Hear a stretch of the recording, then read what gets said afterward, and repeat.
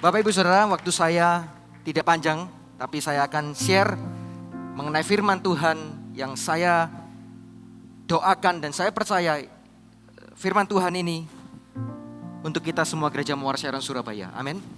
Kisah Para Rasul 15 ayat yang ke-16. Kisah Para Rasul 15 ayat yang ke-16. Saya akan bacakan bagi Bapak Ibu Saudara sekalian. Kemudian aku akan kembali dan membangunkan kembali pondok Daud yang telah roboh. Dan reruntuhannya akan kubangun kembali dan akan kuteguhkan. Sekali lagi saya akan bacakan firman ini, saudara. Tangkap baik-baik, dengarkan, renungkan baik-baik. Sebab saya sangat percaya inilah suara Tuhan untuk kita semua. Kemudian aku di sini adalah Tuhan, akan kembali dan membangunkan kembali pondok Daud yang telah roboh. Dan reruntuhannya akan kubangun kembali dan akan kuteguhkan. Katakan amin. Ada hal yang sangat membuat hati saya merasa terjamah. Saya merasa bahwa wow, kasih Tuhan itu tidak bisa diungkapkan dengan kata-kata. Dengan kalimat pembuka begini, kemudian aku akan kembali. Tuhan itu akan kembali. Kalau Tuhan sedang mengerjakan sesuatu, kalau Tuhan sedang bergerak, lalu kemudian di sini kata aku akan kembali. Perhatikan bahwa ada sesuatu yang sangat penting yang membuat ketika Tuhan bergerak, dia harus kembali untuk mengerjakan sesuatu. Dan ini bukan hal yang sekedar yang akan Allah kerjakan. Dia harus kembali karena punya sebuah urusan yang harus diselesaikan. Saya beberapa kali kalau lagi keburu-buru berangkat kantor pagi hari, saya dari rumah harus ke tempat parkir dulu untuk ambil mobil. Setelah saya masuk di mobil, saya mau berangkat, saya baru ingat, aduh, handphone saya ketinggalan. Karena saya rasa bahwa handphone saya sangat penting, karena semua informasi dan komunikasi saya ada di sana, maka saya harus kembali. Saya harus balik lagi ke rumah saya. Saya masuk ke dalam rumah, ambil handphone itu, kemudian saya baru melanjutkan aktivitas saya. Ada sesuatu yang penting yang akan Tuhan kerjakan. Oleh sebab itu dia berkata, aku akan kembali. Dalam terjemahan lain dikatakan, setelah semua ini, aku akan kembali. Dan apa yang penting? Tuhan berkata begini, aku akan kembali dan membangunkan kembali pondok Daud. Kenapa pondok Daud? Kenapa bukan pondok-pondok yang lain? Dalam terjemahan bahasa Inggris dikatakan Tabernacle of David. Kenapa bukan Tabernacle Musa? Kenapa bukan yang lain? Karena kita semua tahu bahwa Daud adalah seorang yang hatinya sangat dikenan oleh Tuhan. Saudara tahu, Daud bukan oleh karena dia hebat menulis ribuan lagu bagi Tuhan, bukan oleh karena dia menulis ratusan puisi bagi Tuhan, tapi oleh karena penyembahannya itu mengalir dengan natural dari hidupnya, dari kesehariannya. Saudara lihat bahwa Daud dicatat di Alkitab ketika dia masih kecil, ketika dia di padang menggembalakan domba yang hanya 2-3 ekor. Di situ Daud memuji Tuhan. Di situ Daud menyembah Tuhan.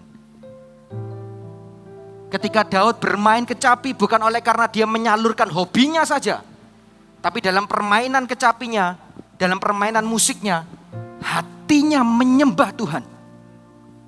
Itu sebabnya ketika Daud bermain kecapi di dekat Saul, roh jahat dari Saul pergi. Apakah Daud menengking roh jahatnya? Enggak. Karena Daud menyembah Tuhan, maka hadirat Allah turun. Dan ketika hadirat Allah turun, di situ kemerdekaan terjadi. Hatinya itu begitu meluap-luap, begitu sangat dipenuhi akan penyembahan-penyembahan dan doa-doa. Dia terus terhubung dengan Allahnya. Itu sebabnya ketika dia tahu bahwa orang Israel, bangsa Israel ditantang oleh Goliat, dia datang dan dia ngomong, siapa bangsa yang tidak bersunat itu? Engkau mendatangi aku dengan lembu, dengan lembing. Kok lembu sebenarnya saudara ya? Lembu itu sapi. Dengan lembing dan tombak.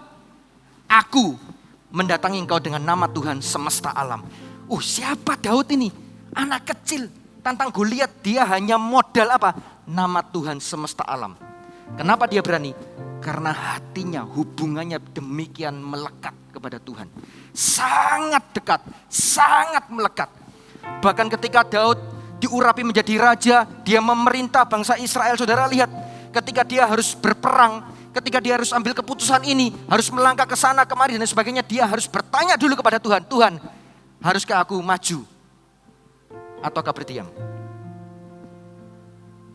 Apakah kau serahkan bangsa itu ke tanganku dan aku akan maju berperang dan menang? Daud bertanya terus kepada Tuhan. Ketika Tuhan berkata, maju, maka Daud maju dan dia menang. Letak kemenangan Daud bukan oleh karena Daud piawai dalam berperang. Bukan. Letak kemenangan Daud bukan oleh karena dia pengatur strategi yang hebat untuk berperang. Bukan. Karena dia dekat dengan Allah dan kuasa Allah menyertainya.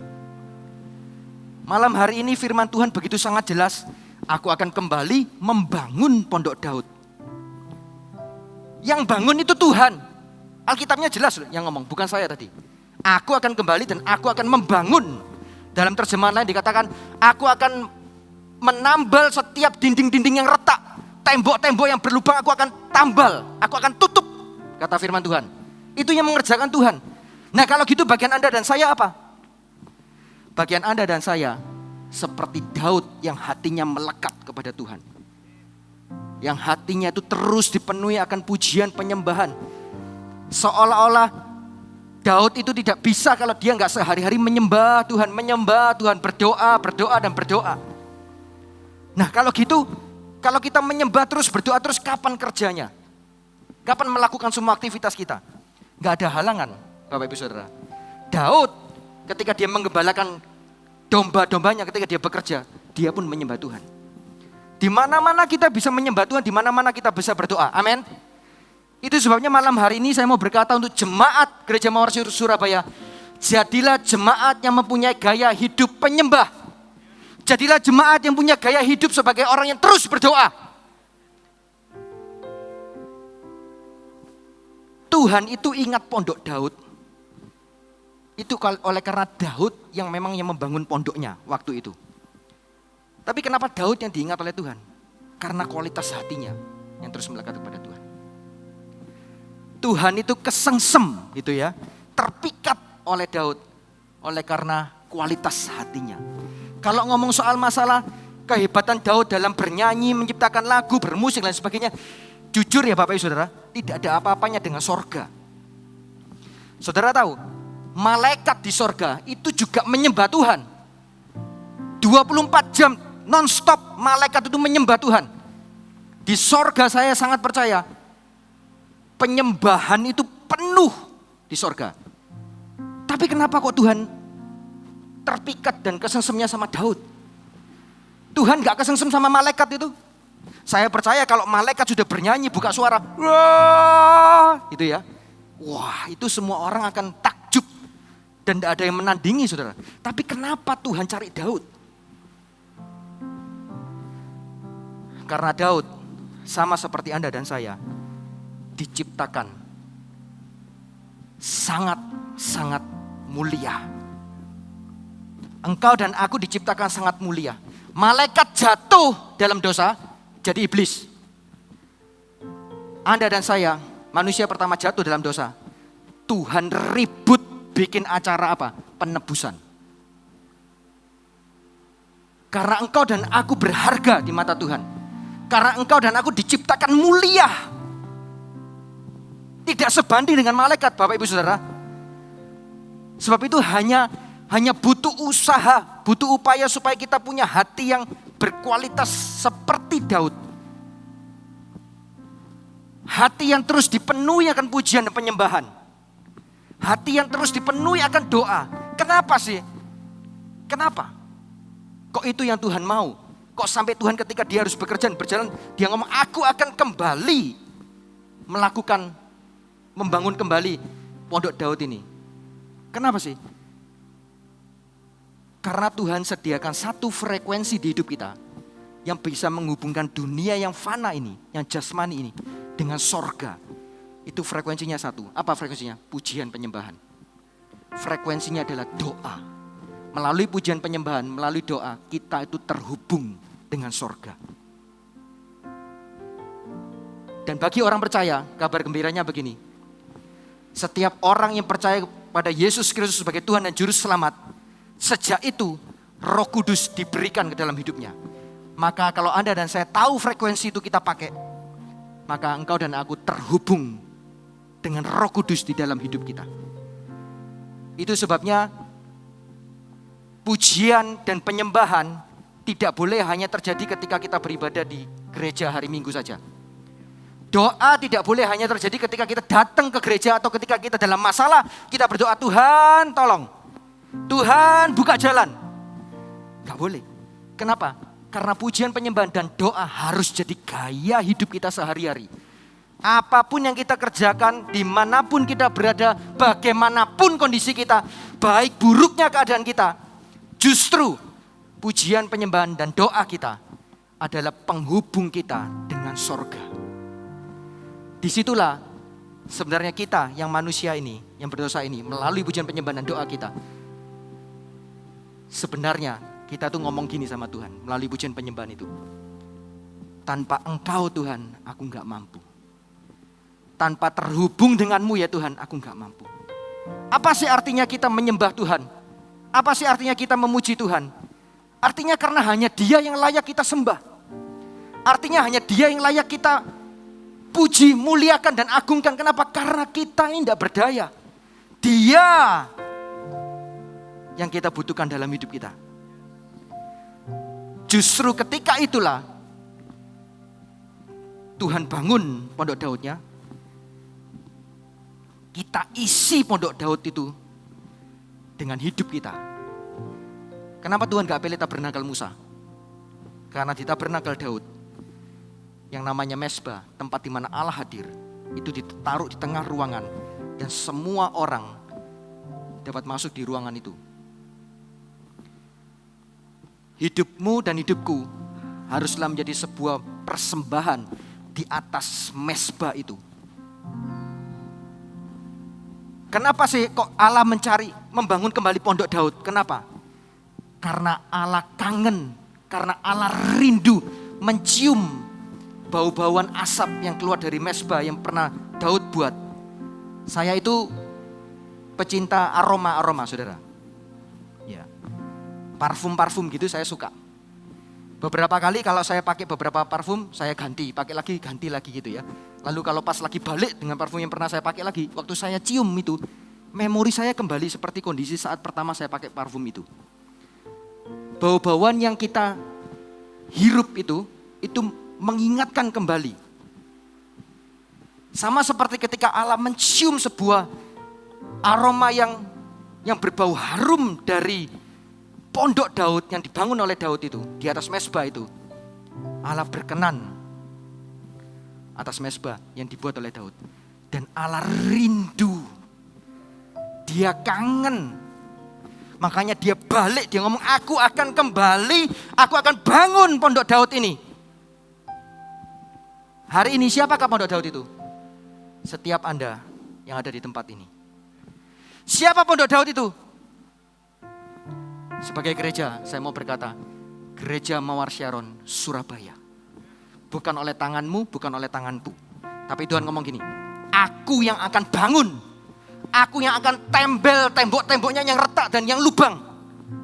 Bagian Anda dan saya mengisi dalamnya dengan sebuah korban hidup yang berbau harum di hadapan Tuhan.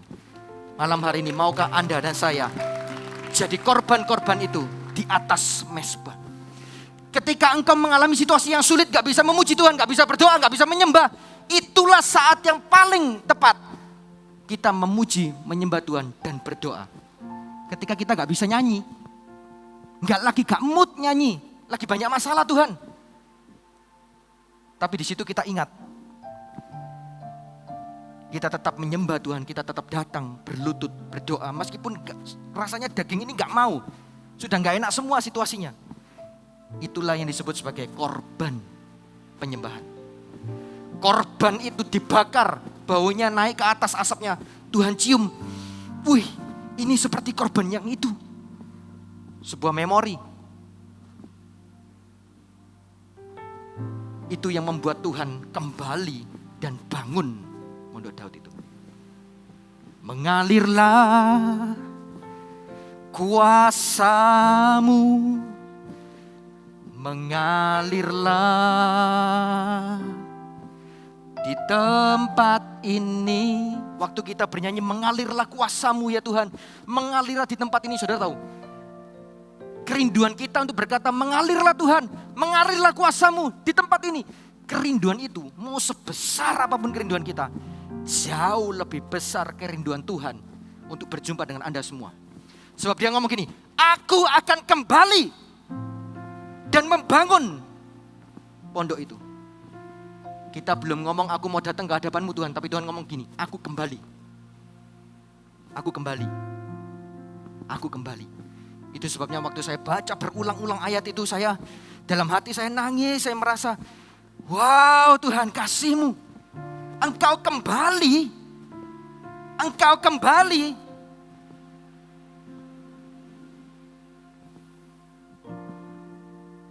Malam hari ini, adakah hati-hati yang mau berkata, Tuhan malam hari ini, mungkin ini sebuah acara worship night, living worship. Tapi jadikan living worship itu menjadi gaya hidupmu dan jadi gaya hidupku. Acara ini akan selesai malam hari ini, tapi setelah hari ini engkau harus jadi living worship di hadapan Tuhan.